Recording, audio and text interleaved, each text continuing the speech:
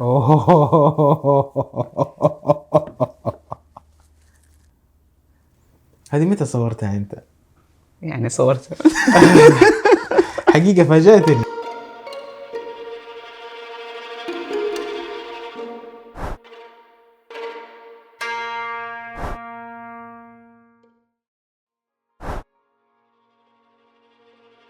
السلام عليكم، اهلا وسهلا. معك عبد الله العلاوي في برنامج 1000 خطوة، اللي في كل حلقة ياخذنا الكلام لقصص وتجارب ما لها اطار واحد. الاكيد انه بكل حلقة باذن الله تعالى بتخرج منها بفكرة مختلفة لحياتك. الدكتور حاتم تركستاني، طبيب الاطفال، اللي في هذه الحلقة حاولنا نتكلم عن كل شيء الا عن الطب، عن تجربته في الانتقال من وظيفة أحلامه إلى تجربة أخرى في مكان آخر. هذه الحلقة خليني أختصرها وأقول إنها مهمة لكل طالب يعيش في حياته الجامعية. ما راح أقول إنه هذا الكلام أول مرة يعدي عليك، لكن أقدر أقول بكل ثقة إنه ما عدى عليك كثير قبل كذا. وقبل ما نبدأ هذا اللقاء ودي أعرفك براعي هذه الحلقة، واللي متأكد إنك راح تكون أحد المستفيدين من هذه المنصة بإذن الله تعالى في يوم ما. منصة برينيوس هي منصة سعودية هدفها تقديم المحتوى المفيد عن طريق مجموعة من نخبة صناع المحتوى، أفكار، نصائح في أكثر من مجال وفي مجالات مختلفة ومتنوعة. كل اللي عليك إنك تدخل هذه المنصة وتتصفح وتشوف بالضبط كأنك على يوتيوب، لكن هذه المرة بمحتوى منتقى ومختار لك أنت بالذات. ولو أنت مهتم إنك تصنع المحتوى لغيرك، فأبد الفرصة موجودة إنك والله تنشر محتوى مجاني، أو كذلك تنشر محتوى مدفوع، برنامج أو دورة، ويكون فيها دخل مادي مجزي لك مع الوقت بإذن الله تعالى. دورة أنا وصوني مثلا في التحصيلي اللي انطلقت في منصة برينيوس حققت حتى الآن أكثر من 7000 مشترك. طبعا دورة مدفوعة، فتقول إنه في دخل مادي تستطيع أن تحصل عليه عن طريق صناعة المحتوى في هذه المنصة. في وصف هذا الفيديو تقدر توصل لمنصة برينيوس عن طريق موقعهم الإلكتروني. والشيء الجديد إنه صار في تطبيق، أبد تكتب بس منصة برينيوس عن طريق متجر التطبيقات وتوصل لهذا التطبيق. أتمنى لك فعلا كل التوفيق. أبذكرك مرة ثانية إنك بإذن الله تعالى في يوم من الأيام راح تكون أحد المستفيدين من هذه المنصة، أو أحد الأشخاص اللي يقدم المعرفة في منصة برينيوس. أما الآن نبدأ الخطوة الأولى مع الدكتور حاتم تركستاني. دكتور حاتم، فترة من الفترات كنت تشارك الناس شيء تحمد الله عليه كل يوم. الشيء هذا ممكن يكون شيء بسيط، زي انك مثلا تروح الدوام وكل الاشارات اللي امامك خضراء. فعليش تحمد الله سبحانه وتعالى على اليوم؟ الحمد لله رب العالمين. هذه الحقيقة، هذه الحكاية أصلا يعني كانت يمكن بغير مبالغة كانت واحدة من المحطات في حياتي، وكانت عبارة عن قصة قرأتها وحطيتها أنا في حسابي في تويتر عن هذا الشخص اللي صارت له مشاكل وكذا وحياته كانت صعبة جدا، وبعدين قرر إنه يسوي مدونة في الإنترنت يكتب فيها الأشياء الجميلة الصغيرة اللي تحصل له في حياته، اللي عادة هو كان لا يلقي لها بالا، واستفاد منها كثير وأصبح مشهور وأصبح كذا. أنا حقيقة هذه توقفتني هذه الحكاية، وقلت قديش الأشياء الصغيرة اللي لا نلقي لها بالا اللي إحنا قاعدة تمر علينا كل يوم. يعني عندنا مئات إن لم تكن ألوف النعم الصغيرة جدا اللي إحنا لا نلقي لها بالا. ودائما أنا عندي قناعة، أعوذ بالله من كلمة، أنا دائما عندي قناعة أن الله سبحانه وتعالى لما يقول وإن تعدوا نعمة الله لا تحصوها، هذا مو معناته أنكم لا تعدوها، لا، أنتم ما حتقدروا تعدوها، بس عدوها، لأنه عدها عبادة. بس مو معناته أنك كونك ما أنت قادر تعد نعم الله معناته أنك ما تعدها. فقررت أنا أني أسوي نفس الحركة، لكن أبدأها بالحمد، أحمد الله سبحانه وتعالى على كل الأشياء الصغيرة اللي تمر علي خلال اليوم، خصوصا لما أكون متضايق ولا زعلان ولا عندي مشاكل ولا شيء، أبدأ أعد الأشياء الصغيرة اللي مرت علي. يعني مثلا احتجت القلم، لقيت القلم في جيبي. فتحت الدرج عشان أدور على الشراريب، لقيت شراب. ثيابي كلها في الغسيل، فتحت دولاب لقيت فيه توب. الله. مشيت في إشارة، لقيت الإشارة حمراء، أول ما وصلت قامت فتحت. وأبدأ أعد هذه الأشياء. ولقيت حاجة عجيبة جدا، إنه خصوصا لما أكون يعني مثلا متضايق ولا زعلان ولا أجي أنام في الليل وماني قادر، وأبدأ أعد هذه الأشياء، أعدها من بداية اليوم إلى نهاية اليوم، الأشياء الصغيرة الصغيرة التي عادة لا نلقي لها بالا، ولا أصلا كان ممكن إنها لو ما حصلت راح تكون شيء مزعج جدا، بس إحنا ما نتنبه لهذا الشيء. فوجدت إني دائما لما أبدأ أعد هذه الأشياء فما يهون على الشيطان، فخليني أنام قبل ما أكمل بقية الأشياء كلها، لأنه حيشوف إنه أنا ماشي في الطريقة كويس وقاعد أعد نعم الله علي ومبسوط وفرحان، فخليني أرقد وفرصة كمان تنام إنه فحقيقة صار هذا أسلوبي، هذا هو الحبة المهدئة اللي أخذها قبل ما أنام، إني أبدأ أحمد الله سبحانه وتعالى على النعم الصغيرة الصغيرة الصغيرة. فمن نعم الله سبحانه وتعالى اليوم إني التقيت بيك والتقيت بالشباب، هذا من نعم الله سبحانه وتعالى. الله يحفظك. الله يعطيك العافية والله بزيادة. أنا صراحة أخذت على نفسي عهد في هذه الحلقة إنه ما نطول كثير في عالم الطب، بل يعني نتحدث عنه قليلا جدا جدا جدا، ونترك المساحة الكبيرة للحياة. على راحتك، أنا بين يديك، اسأل ما شئت. فسؤالي هو سؤال عام، سؤال كبير، سؤال الحياة. لو تبى تعطيني درس واحد تقول إنه هذا الدرس هو اللي المواقف الكثيرة في حياتي والتجارب هذه المتنوعة قالت لي إنه هذا أهم درس لازم تمشي عليه وأنت الآن تطبقه في حياتك وتشوف أثره، ماذا سيكون هذا الدرس؟ والله هذا السؤال يعني مهم مرة، يعني خصوصا لما تكون في بعض المراحل في حياتك هي تكون مراحل يعني الجوهرية ونقاط التغير ونقاط الانطلاق في حياتك، ولا يبدأ يكون لها تأثير وتلاحظ هذا التأثير في حياتك. يعني صعب جدا اني اقول لك شيء واحد، لكن لا، انا لو قلت لي لخص لي هذه التجارب الحياتية في حاجة واحدة، انا اقول لك انك لا تربط حياتك ومستقبلك بالناس اللي ما هم مرتبطين بحياتك ومستقبلك، ولا تضحي من اجلهم ولا تجامل في ذلك.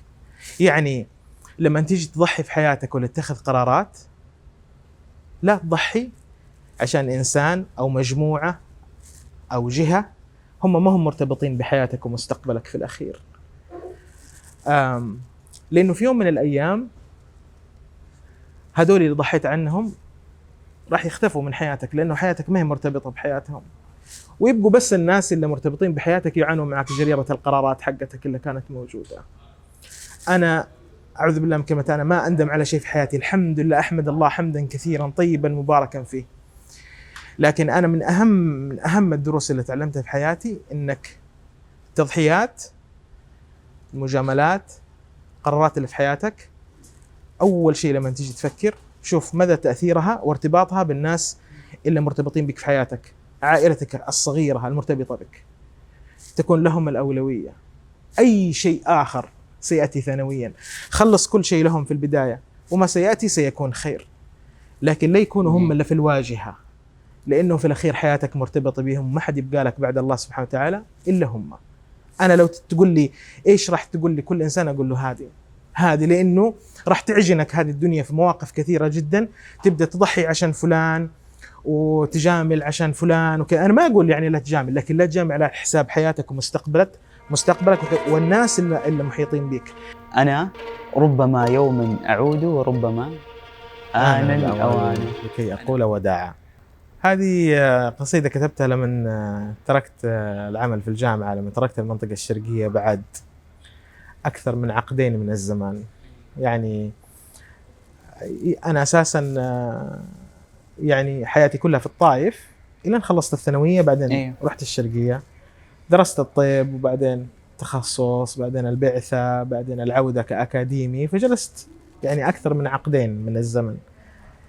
بعدين كتب الله سبحانه وتعالى أني أرجع لجدة، فكتبت هذه القصيدة. فكان في هذه القصيدة إلا نهايتها أنا ربما يوما أعود وربما آن الأوان لكي أقول وداعا. فكانت هي عودة من حياة الجامعة، أو كانت هي بداية تركك لوظيفة الحلم؟ صحيح، اللي كانت بالنسبة لك حلم. صحيح.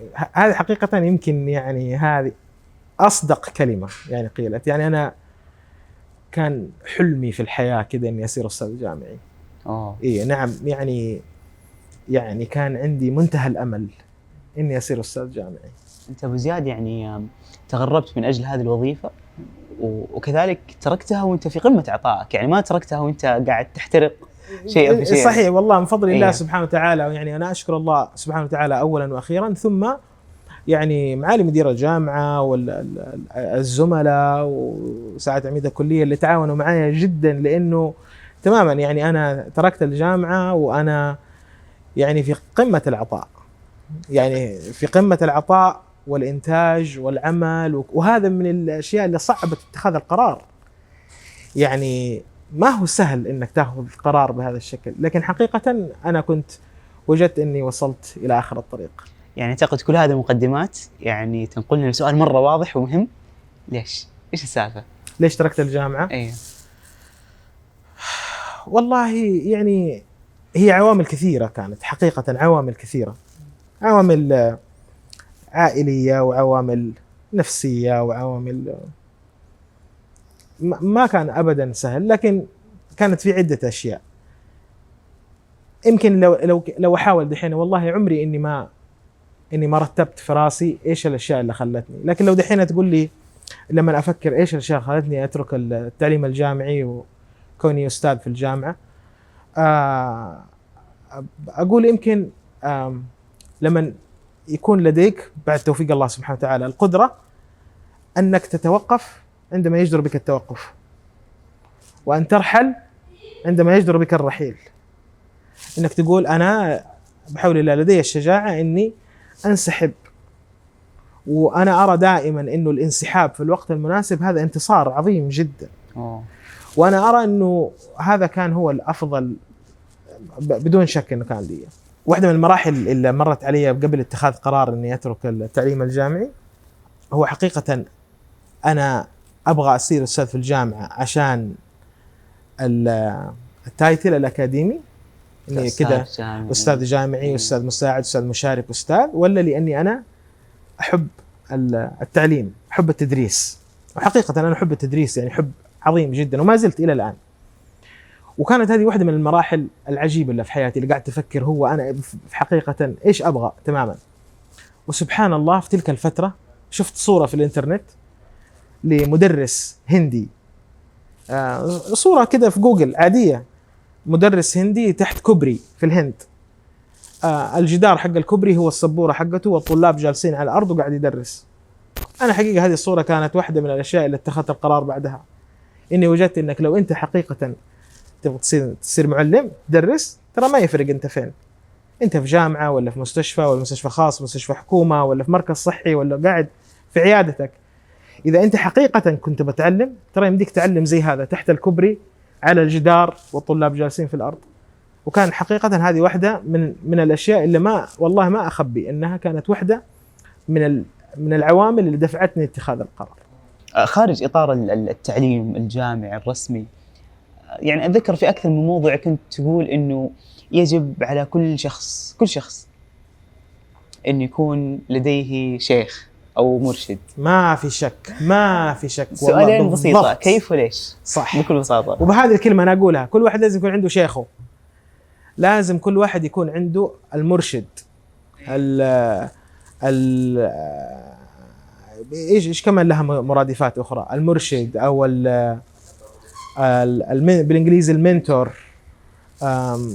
زي المرشد الطلابي ولا أدفايزر، الناصح. شوف، اللي أراه إنه لما أنت تجيك نصيحة من إنسان، بغض النظر هذه النصيحة إيش كانت، هذه النصيحة اللي أنت تشوفها حتى وإن كنت تراها تافهة، ترى ربما كلفت صاحبها كثيرا جدا، ربما كلفته حياته. لما أنت تلاقي الإنسان المناسب اللي ينصحك، حياتك تتغير جملة وتفصيلا. لما تجد الإنسان المناسب، أنا دائما أنصح الجميع والله بجميع الفئات السنية، لازم يكون عندك شيخك، لازم يكون عندك أستاذك، لازم يكون عندك الإنسان اللي ترجع له عشان تستشيره. وليس بالضرورة أن يكون إنسانا واحدا، طبعا لو كان إنسان واحد الحمد لله، هذا من فضل الله سبحانه وتعالى، لكن ضروري تحتاج أنت يكون عندك مرشد تعليمي لقراراتك التعليمية وحياتك التعليمية، يكون عندك مرشد وظيفي، يكون عندك مرشد حياتي، زواجك وأطفالك، يكون عندك مرشد مالي يجي يقول لك كيف تتعامل مع فلوسك وكذا. وهذا أمر خطير، لابد أنك تروح تدور عليه إلين تلاقي الإنسان اللي تركب معاه كويس، خلاص كده المخين يجوا على بعض، تبدأ تستقي منه، تقول له طيب والشيء الفلاني، ويتناقش معك. وليس بالضرورة تكون جميع الأشياء صحيحة، ما هو بالضرورة يكون جميع قراراته ولا نصائحه صحيحة، لكن على الإجمال ترى هذا مخه جاي على مخك، بيعطيك استقراء للمستقبل بشكل جيد جدا، يسهل عليك اتخاذ قراراتك. لأنه يعني ما هو سر إنه إحنا نعيش كل تجاربنا من الصفر. أنت قاعد تعيش تجربتك من الصفر، وأنا قاعد أعيش تجربتي من الصفر. ما في أحد مسكنا كذا نص الطريق وقال المرحلة الأولى من حياتك راح يصير كذا، انتبه من هذا الموضوع. لما أول ما يدخل لك الراتب حيصير كذا، انتبه من هذا الموضوع. لما تتزوج راح يصير كذا، الطفل الأول راح يسوي زي كذا، حياتك هنا، حاجة سوق العمل، هذه الأشياء إحنا ما في أحد بيقول لنا هي. دكتور حاتم، أتذكر مرة قلت لي إنه في داخل كل واحد حولنا في ألبوم ذكريات، فأنت شارك بهذه الذكريات. صحيح. وأمشي. أبغى أسمع كذا بس جانبك في هذا الموضوع، كيف قاعد تشوف الأمور هذه؟ أنا قناعتي والله إنه كل واحد في هذه الدنيا جوته في ألبوم صور. ألبوم صور، أنت جوتك في ألبوم، أنا ألبوم، كل الناس عندهم جوا ألبوم. وهذه الدنيا هي فرصتك الوحيدة إنك تعبي الألبوم حق الناس اللي حوالينك بذكرياتك الجميلة، لسببين. أولا لأنه الحياة تستحق إنه إحنا نحط فيها ذكريات جميلة. وثانيا إنه ربما ما تتكرر لك الفرصة مرة ثانية. ففي كل مرحلة من مراحل حياتك حاول أن تخلق ذكريات جميلة للناس اللي حوالينك.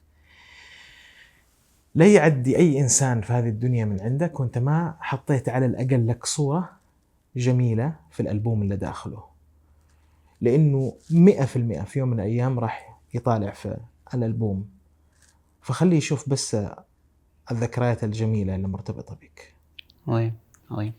طيب الحين دكتور عندنا صندوق فيه له جزء من ذكرياتك أعتقد.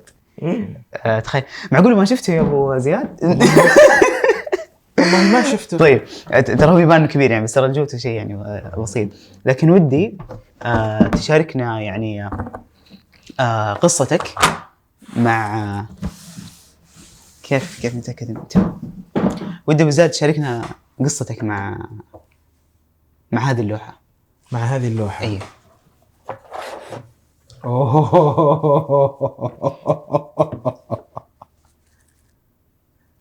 هذه متى صورتها أنت؟ يعني صورتها. حقيقة فاجأتني، والله فاجأتني. طيب، لما كنت أنا في البعثة في كندا،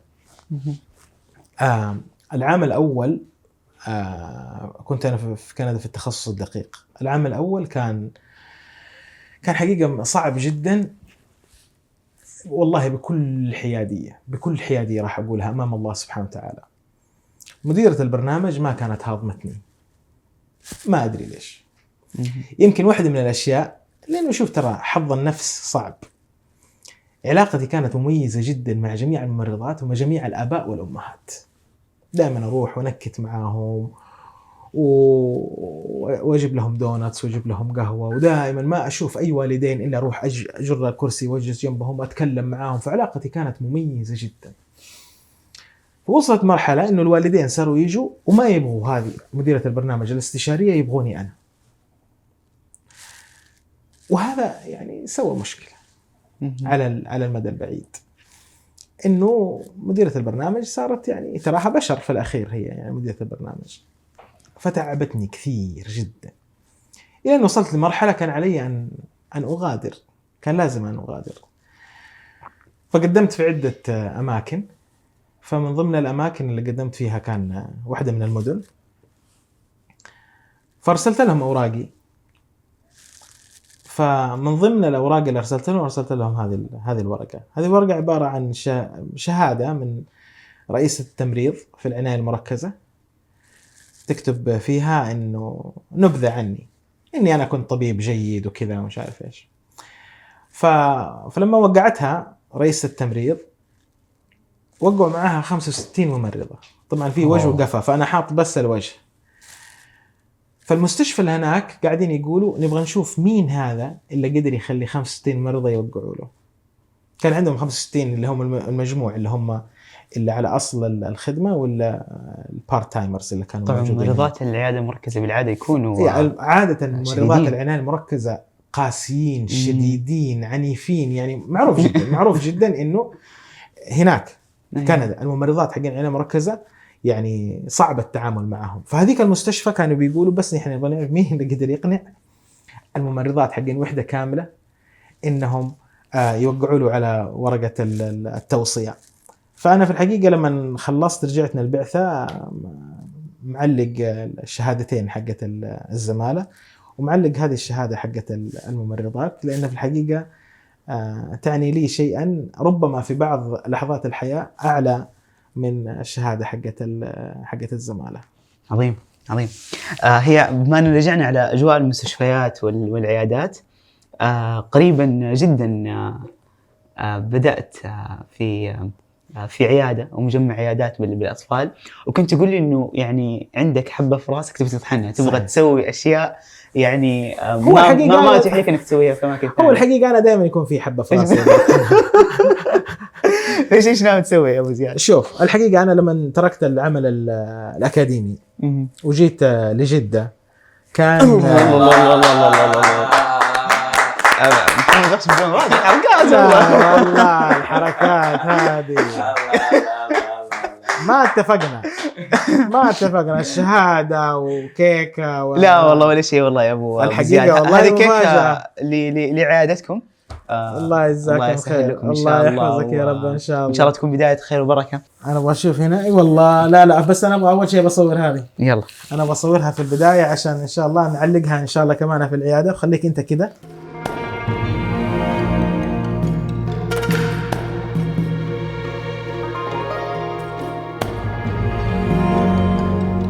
تصدق دكتور انه لسه على الصندوق فيه له حاجه كمان اضافيه، تخيل بالله. تمام. طيب اللوحه الاولى هي ممرضات مستشفى جامعه اوتاوا. ايه صحيح كندا. طيب في لوحه ثانيه. ايه تفضل. اوه لا هذه مفاجأة. واحدة من الأشياء اللي استفدتها من حواري مع الدكتور حاتم هو أنه أبدأ والغاية في ذهنك. لما تبغى تبدأ عمل أو دراسة أو حتى في حياتك اليومية، خلي دائما الغاية اللي أنت تبغى توصل لها من هذا العمل في بالك، عشان لما توصل لها تعرف أنك أنت الآن وصلت لها، وتعرف أنت اليوم فين واقف عن هذا الهدف البعيد اللي قدام. هل أنت ماشي صح ولا ما أنت ماشي صح؟ فحاول قد ما تقدر أنك تستحضر هذه الغاية في ذهنك. وهذه العادة الثانية من كتاب العادات السبع للناس الأكثر فعالية. متأكد 1,000,000% أنه قد عدى عليك هذا الكتاب، لأنه هذا الكتاب من الكتب اللي ينصح فيها لأي أحد وكل أحد. أي واحد فعلا في هذه الحياة ينصح أنه يقرأ هذا الكتاب. أقرأ هذا الكتاب. هذه واحدة من الكتب اللي أنت تقدر تبدأ فيها رحلتك مع القراءة. وهذا الكتاب متوفر لك على تطبيق ستوريتل، اللي في كل حلقة نتكلم عن هذا التطبيق. وإذا أنت تتابع برنامج 1000 خطوة فغالبا إنك أنت قد حملت هذا التطبيق، خلاص ما يبغى لها، نروح الخطوة اللي بعدها. عن طريق الكتب الصوتية اللي يوفرها لك تطبيق ستوريتل، فعلا تقدر تستفيد من ميزة عظيمة، إنك تقدر تقرأ في أي وقت وفي أي مكان. قبل النوم تقدر تستفيد من خاصية المؤقت اللي قبل النوم، بحيث إنه وانت نايم قد خلاص جوالك قفل لأنك انت حطيت مؤقت، هو راح يقفل من نفسه. تقدر وانت في الدوام او انت في السيارة او تربطها بعادة من الاشياء اليومية اللي تسويها في حياتك، فتقول خلاص وانا طالع مشوار الدوام هذه النص ساعة استفيد منها باني اخلص جزء من الكتاب اللي انا ماشي عليه في تطبيق ستوريتل. اتمنى فعلا انك تستفيد من هذا التطبيق، وكذلك اتمنى فعلا انك تستفيد من منصة برينيس اللي راح تلاقي كل الروابط موجودة بوصف هذه الحلقة. وكذلك راح تلاقي الحلقة الصوتية وهي النسخة الموجودة من كل حلقات 1000 خطوة بوصف هذا الفيديو، وتقدر تستمع لها. أتمنى فعلا أنه هذه الحلقة فادتك ولو بشيء بسيط في حياتك بإذن الله تعالى، إلى أن نلتقيك ب1000 خطوة قادمة بإذن الله. كن دوما بخير. اشترك بالقناة بالمرة عشان تكون رفيقنا في آلاف الخطوات القادمة بإذن الله. السلام عليكم.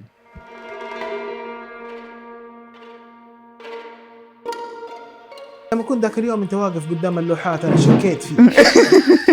والله شكيت انت فيك. شاك فينا من اول يا ابو زياد كذا وانت واقف كذا طالع كذا وهذا، بس ما جاء في بالي. ومتى رحت من وراي سويت هذه لا زياد بسيطة هذه وتستحق والله كل خير صراحة.